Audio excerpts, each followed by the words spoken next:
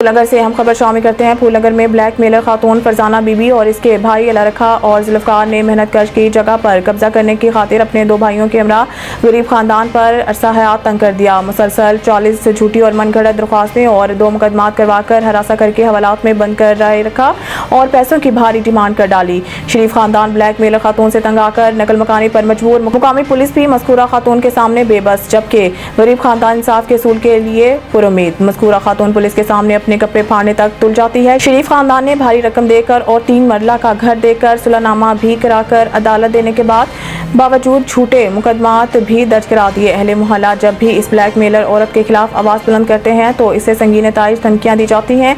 वज़ीर आला पंजाब DPO कसूर IG पंजाब से अपील है कि गरीब और मेहनत खानदान को इंसाफ दिलाया जाए। मैं भाई फिरदा गरीब आदमी आम जी जिंदगी गुजारना पे मैंने कुछ अरसे तो फरजाना बीबी उनके भरा के ब्लैकमेल कर रहे हैं। झूठे मुकदमे साडे ते कीते जांदे ने ते धमकियां दित्ती जांदे ने और साडी कोई गलबात पुलिस नहीं सुन रही। पुलिस वाले हमारा साथ नहीं देंगे। साडे कोल जगह भी ले ली 6-7 लाख रुपया उनके भाई खा गए।